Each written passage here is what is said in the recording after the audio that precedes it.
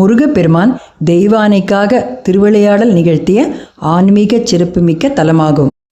தெய்வானையின் தவத்திற்கு மகிழ்ந்த முருகப்பெருமான் அவளுக்கு காட்சி கொடுத்து தன் திருவிளையாடலை நிகழ்த்தினார். தெய்வானைக்கு துணையாக இந்திரன் தனது ஐராவதம் வெள்ளை யானை என்ற வாகனத்தை அனுப்பி வைத்தான். அந்த யானை இத்திருக்குளத்தில் நீராடி முருகனை வழிபட்டு புனிதமடைந்தது. மூலவர் ஒரு திருமுகம் 4 கரங்களுடன் 2 தேவியருடன் வள்ளி தெய்வானை நின்ற திருக்கோலத்தில் புன்னகையோடு காட்சியளிக்கிறார். அழகன் முருகனின் பேரழகு சிகரமாக விளங்கும் இத்தலத்து முருகனை பற்றி அருணகிரிநாதர் தனது திருப்புகழில் போற்றி பாடியுள்ளார்.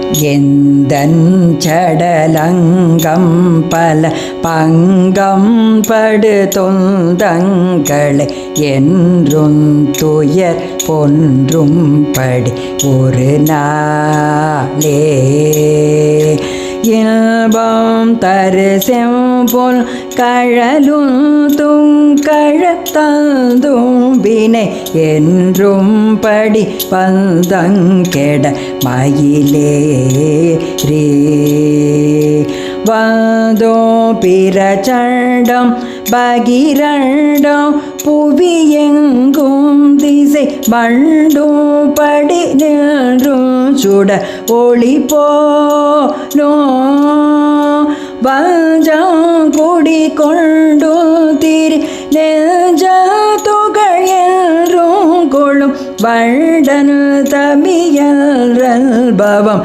ஒழியாதோ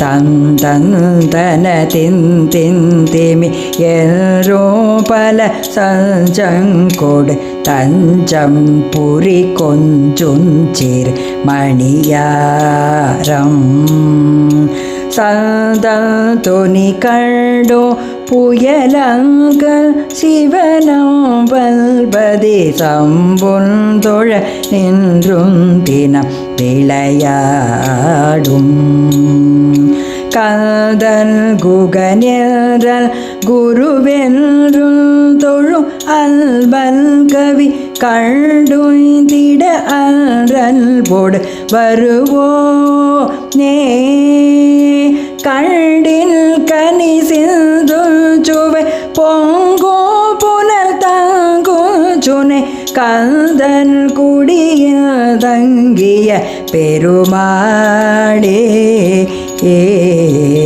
வந்தோ பிரச்சண்டம் பகிரண்டம் புவியெங்கும் திசை மண்டும் படி நின்றும் சுட ஒளி போலும் வஞ்சங்குடி கொண்டும் திரி நெஞ்சல் துகள் என்றும் கொள்ளும் வண்டன் தமியல் பவம் ஒழியாதோ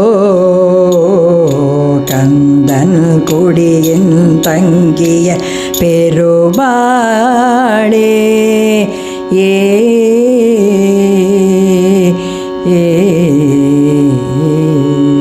துர்வாச முனிவர் சோழ நாட்டு சிவத்தல வழிபாட்டிற்கென வான்வழி சென்று கொண்டிருந்தார். அப்போது அசுரகுல பெண் ஒருவர் அவரை இடைமறித்து, முனிவரே, நான் உம்மை விரும்பி அடைந்தேன், எனக்கு உம்மால் பிள்ளை பேறு வேண்டும் எனக் கேட்டாள். இறை வழிபாடு செய்ய செல்லும் என்னை வழிமறித்து தகாத விருப்பத்தினை சொன்ன உன்னை சபிக்கிறேன். அழிவு செய்யும் அசுர மக்கள் 2 பிறக்க கடவுது என சாபமிட்டார். முனிவரின் சாபம் அப்போதே பலிக்க துவங்கியது. விண்ணிலேயே ஒரு மகனை பெற்றதால் அவனுக்கு அம்பரன் என பெயர். மேலும் ஓர் பிள்ளை அழுகை ஒலியுடன் பிறந்ததால் அவனுக்கு அம்பன் என பெயர். பின்னர் அவர்கள் வளர்ந்து தேவர்களை வதைக்க சிரமம் தாழாமல் அம்பிகையிடம் சரணடைந்த தேவர்களை அம்பிகை அமைதிப்படுத்தி தனது கோபச்சக்தியை திரட்டி காளியை உருவாக்கி அனுப்பினாள். இதனை கண்ணுற்ற முருகனோ காளிக்கு முன்னதாக சென்று அசுரர்களை அழித்த அம்பகரத்தூர் என்னும் தலத்திற்கு முன்னால் பாசறை அமைத்தான். அம்பிகை தன் மைந்தன் முருகனை அழைத்து தானே காளி உருக்கொண்டு அசுரர்களை வதம் செய்து வருவேன் என்றும், நீ இத்தலத்திலேயே குடிகொண்டு வரும் பக்தர்களுக்கு அருள் புரிவாய் என கூறினார். அதனால் கந்தன் இருக்கும் இடம் கந்தன் குடி என்றானது. அக்காலகட்டத்தில் இப்பகுதி பெரும் காடாக இருந்தது. அதில் ஓர் பன்னீர் மரம் ஒன்று செழித்து வளர்ந்திருந்தது. அதன் கீழோர் புற்று ஒன்று இருந்தது. இப்பகுதியில் வாழ்ந்த அந்தணர் ஒருவரின் பசு ஒன்று மேய்ச்சல் முடிந்து திரும்பும்போது தினமும் தானே அப்புற்றின் மேல் பால் சொரிந்து வந்தது. இதனைத் தொடர்ந்து கவனித்த அந்தணர் ஊரார் உதவியுடன் அப்புற்றினை அகற்ற அதனுள் இருந்த வள்ளி தெய்வானை சமேத முருகன் சிலைகளை எடுத்து அந்த பன்னீர் மரத்தின் அருகிலேயே ஒரு சிறிய கோயில் ஒன்றினை கட்டினார். அவரே இத்தல சுப்பிரமணியர். இவ்வூருக்கு தேன் காடு என ஒரு பெயரும் உண்டு. தேனொழுகும் மலர்வனம் கொண்ட ஊராததால் இப்பெயர் வந்தது.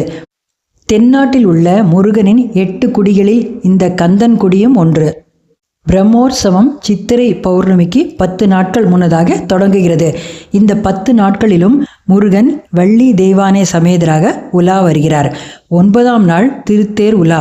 அன்றைய தினம் சுவாமி முருகன் தேருக்கு வரும்போது முருகனை தேனீக்கள் மொய்க்கும் அதிசயம் நடக்கிறது. தனி சன்னதியில் தெய்வானை தெற்கு நோக்கி கைகளில் கிளியோடு தவம் முடித்த கலை முகமெங்கும் பரவி இருக்க நின்ற கோலத்தில் அருள்கிறாள்.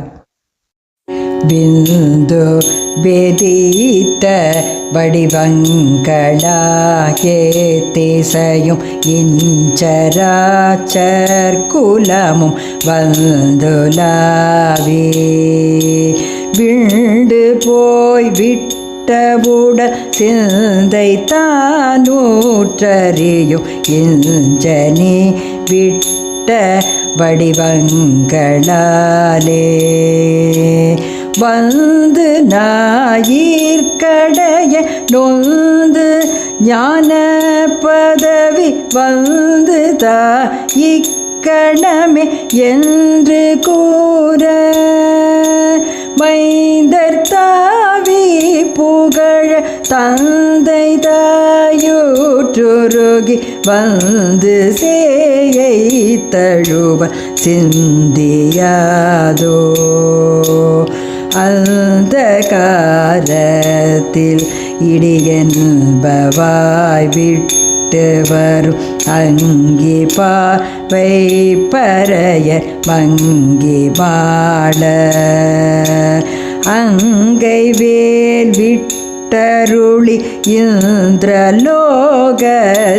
மகிழ் அண்டரே ரக்கிருபை கொண்ட பாலா எந்த நாவிக்குதவு சந்திரசேர் வைச்சடைய எந்தை பாகத்துறையும் அந்த மாது எங்குமாய் நிற்கும் ஒரு கந்தனூர் சத்தி புகழ் எந்தை பூஜித்து மகிழ் தம்பிரானே வந்து ஞாயிற்கடைய நொந்து ஞான பதவி வந்து இக்கணமே என்று கூற மைந்தர் தாவி புகழ தந்தை தாயுற்றுருகி வந்து சேயை தழுவ சிந்தியாதோ கந்தனோ சத்தி புகழ் தம்பிரானே. வாருங்கள், நாமும் தேனீக்கள் போல் இறைவனை சுற்றி வந்து அவன் அருள் பெறுவோம்.